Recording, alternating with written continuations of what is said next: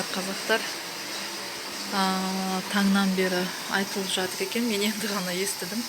Йеменде США мен Англия бомба атқылап жатыр. Не себепті десеңіздер, Америкадан Израильге Қызыл теңіз арқылы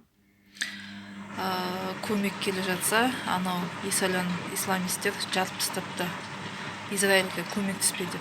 Соған США мен Ұлыбритания, ағылшындар енді атқылап жатыр. Ойбай үшінші әлемдік соғыс бола ма дейді. Енді мен не үшін қазір мына ролик түсіріп жатырмын? Өтініш, мынау қазір братья мусульмане деп өлетін бізде исламист мұсылмандар бар ғой, мына жақтан қазір Каспий счеттар ашып, ойбай садақа жинайық, көмек берейік деп бір жерлерінде қысып отырмындаршы, өтініш. Ешқандай да олар бізге братья да емес. Мұсылман болса, сен Қазақстанда отырған қазақсың, бір жеріңді қысып үндемей өзің нанды тып-тыныш Қазақстанда жылы үйіңде тып-тыныш отыра қойшы, өтініш.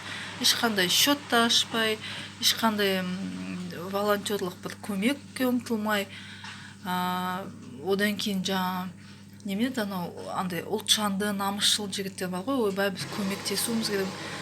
Өз елдеріңе көмектесіп алыңдаршы. Өзіміздің елімізде жетіп жатыр неше түрлі қиын жағдайлар. Күнін көремақ түгілі, мысалы Бишімбаевты 6 жылға соттапты. Ертең күні ол 2 жыл отырады да шығып кетеді, 1,5 жыл отырады да шығып кетеді мысалы. Өзіміздің ішкі саясатымызды жөндеп алайықшы, жұртқа көмек бермей тұрып. Мысалға фашисттермен соғыста біздің жігіттерді айдаған, мысалға барасын деп, кәдімгі пушечное мясо дейді ғой, мясорубка дейді, соған мысалға апарған. Бармай-ақ қойыңдаршы, ондай намыс жыртпай-ақ қойыңдар. Мысалы Балжан Момышұлы енді айтады, 35-те болдым енді. Оны мысалы зорлап тұрып апарған.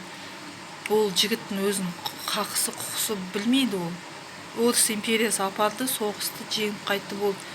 Соншалықты жеңгені батыр атағында бермеген мысалы. Не керек ондай намыстың, біреудің намысын жырту үшін?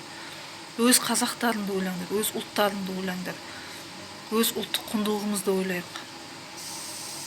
Басқа біреуде шатағым жоқ. Маған десе бірі өліп, бірі қалсын. Маған десе күл болмаса, бүл болмаса күл болып кетсін. Бізден аулақ. Өйткені біздің басымызға қиыншылық түскенде ешкім келген жоқ. Бізді өлтіруге келді, бірақ көмекке ешкім келген жоқ бізге.